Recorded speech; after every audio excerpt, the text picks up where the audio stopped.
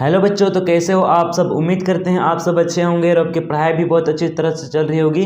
तो फिर हम इस वीडियो में करने वाले हैं क्लास 8 का सोशल साइंस, जो कि आपका एग्जाम के लिए 2025 का एग्जाम के लिए काफ़ी भी आई है। और आपका एग्जाम कब होने वाला है?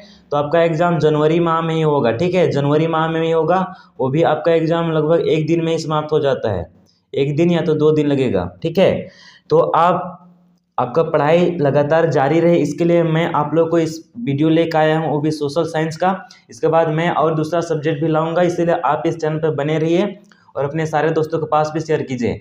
मैं आप लोग के लिए इतना मेहनत कर रहा हूँ, थोड़ा बहुत मेहनत कर रहा हूँ, इसके चलते आप लोग थोड़ा लाइक या तो अपने दोस्तों के पास तो शेयर जरूर कर सकते हैं।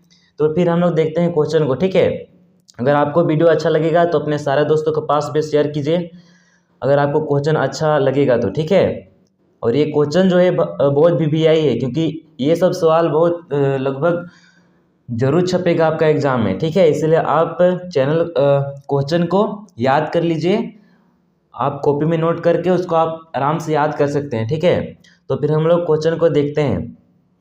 सबसे पहला नंबर सवाल है, ईस्ट इंडिया कंपनी किस महाद्वीप की कंपनी थी? जो ईस्ट इंडिया कंपनी थी वो कौन से महाद्वीप की कंपनी थी? तो ये यूरोप महाद्वीप की कंपनी थी। ठीक है, ऑप्शन नंबर पहला इसका राइट आंसर हो जाएगा। अगला नंबर देखिए, प्लासी का युद्ध कब हुआ था? तो प्लासी का युद्ध हुआ था 1757 ईस्वी में। ठीक है, 1757 ईस्वी में प्लासी का युद्ध हुआ था। इसको भी आप याद कर लीजिएगा, काफ़ी VVI है। और एक मैं आप लोगों को क्वेश्चन बताना चाहूँगा कि जालियांवाला बाग हत्याकांड, ठीक है, जालियांवाला बाग हत्याकांड कब हुआ था? तो जालियांवाला बाग हत्याकांड 13 अप्रैल 1919 ईस्वी को। ठीक है, 13 अप्रैल 1919।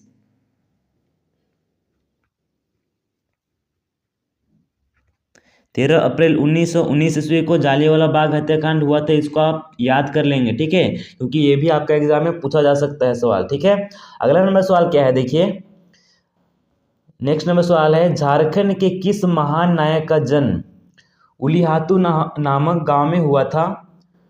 ये झारखंड के किस महान नायक का जन्म उलिहातू नामक गांव में हुआ था? तो ये थे बिरसा मुंडा जी। ठीक है, बिरसा मुंडा इनका भी भारत देश का आज़ाद के लिए, मतलब भारत देश को आज़ाद करने के लिए ये बिरसा मुंडा भी बहुत अहम योगदान दिए, बहुत बढ़ चढ़ कर युद्ध में शामिल हुए। ठीक है, देखिए अब अगला नंबर सवाल क्या है, 1857 ईस्वी के विद्रोह के समय भारत का गवर्नर कौन था? आजकल गवर्नर को क्या बोलते हैं जी?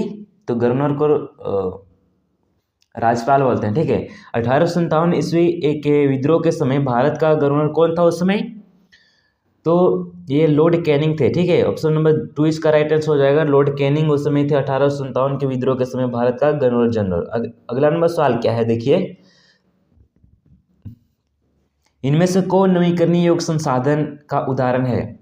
अब ये समझ लीजिए सबसे पहले कि नवीकरणीय और अनवीकरणीय संसाधन क्या होता है। तो नवीकरणीय संसाधन वैसे संसाधन जिसका उपयोग हम एक बार करते हैं, उसके बाद पुनः उसको उपयोग कर सकते हैं। ठीक है, मतलब एक बार करने के बाद उसको हम लोग पुनः दोबारा उपयोग कर सकते हैं नवीकरणीय संसाधन को। जैसे क्या क्या हो जाएगा, तो जैसे हो जाएगा सूर्य का प्रकाश हो जाएगा। ठीक है, और हवा भी हो जाएगा। इसमें से हम लोग सूर्य का प्रकाश से क्या कर सकते हैं? तो सूर्य का प्रकाश से हम सौर ऊर्जा प्राप्त कर सकते हैं। ठीक है, सोलर पैनल के द्वारा विद्युत प्राप्त कर सकते हैं सूर्य के प्रकाश से, और हवा से भी विद्युत प्राप्त होता है। ठीक है, मतलब ये कभी समाप्त ही नहीं होगा। सूर्य का प्रकाश कभी समाप्त होगा? अगर वो समाप्त हुआ तो पूरा पृथ्वी नष्ट हो जाएगा। इसका मतलब कि सूर्य का प्रकाश कभी नष्ट समाप्त ही नहीं होगा। ये हो जाएगा आपका नवीकरणीय संसाधन।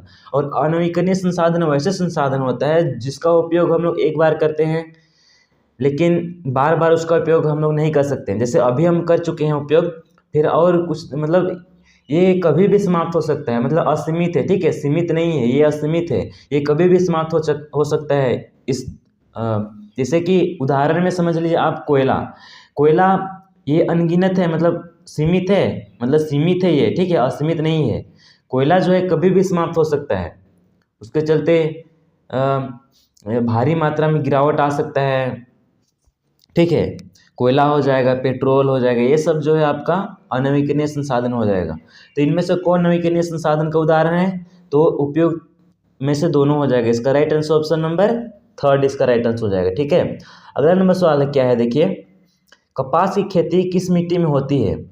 तो कपास की खेती कौन सा मिट्टी में होता है? तो ये काली मिट्टी में होता है। ठीक है, काली मिट्टी में कपास की मिट्टी होती है। 86 का राइट आंसर ऑप्शन नंबर 4 हो जाएगा। अगला नंबर सवाल देखिए, झारखंड में तांबा उद्योग कहाँ स्थित है?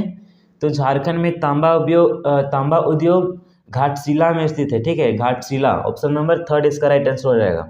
Where is copper industry situated in Jharkhand? तो ये घाटशिला हो जाएगा।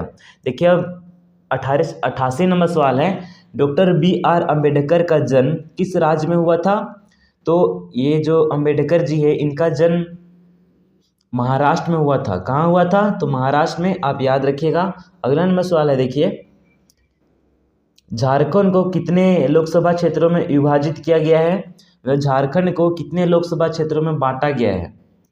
तो इसका राइट आंसर हो जाएगा ऑप्शन नंबर थर्ड, 14। ठीक है, 14, ये आप याद रखिएगा, काफ़ी भी है, आपका एग्जाम में पूछा जा सकता है। योगासन किस अवस्था में करना चाहिए? तो ये योगासन किस अवस्था में करना चाहिए? बच्चा समय में करना चाहिए, या आप जवान हो चुके हैं वो समय करना चाहिए, या बूढ़ा हो चुके हैं उन समय में करना चाहिए?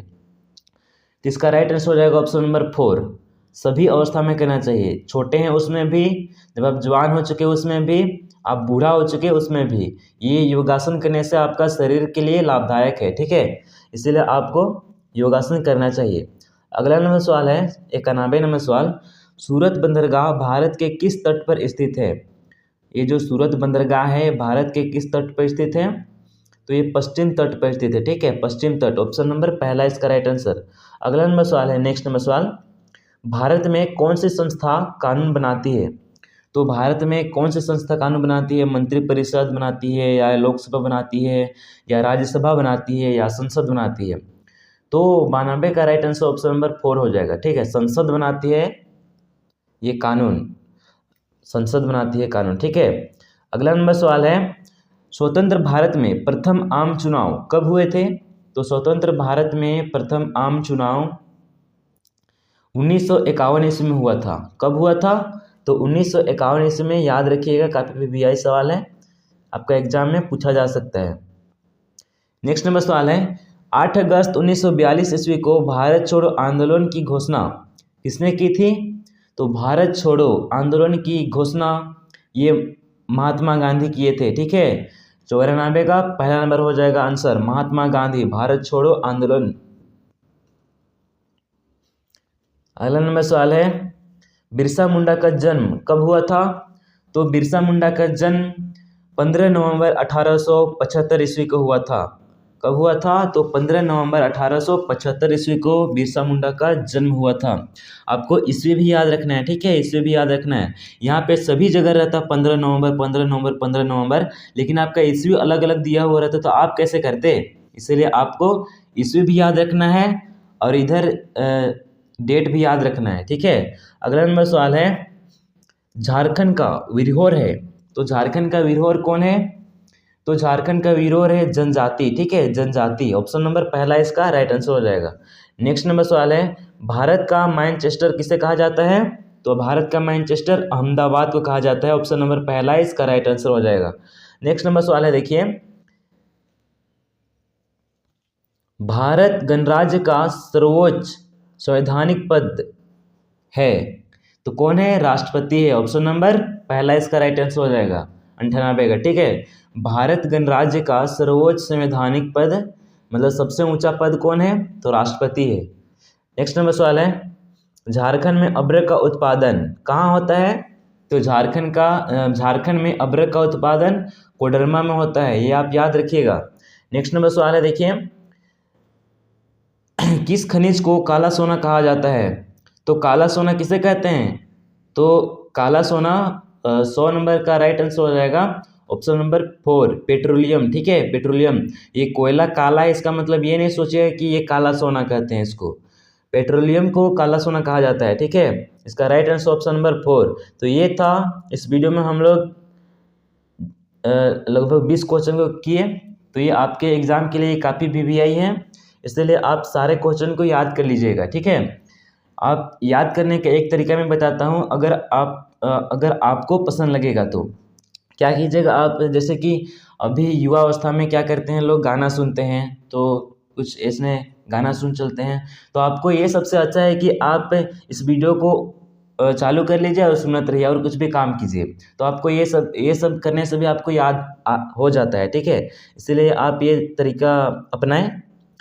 तो फिर हम लोग इस वीडियो में देख चुके इतना। अगर आपको ये क्वेश्चन सभी अच्छा लगा तो आपको वीडियो को लाइक करना है और अपने सारे दोस्तों के पास भी शेयर करना है। तो फिर हम लोग मिलते हैं और नेक्स्ट वीडियो पर।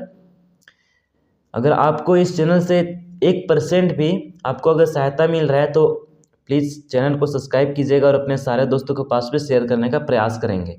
तो फिर हम लोग मिलते हैं नेक्स्ट वीडियो पर।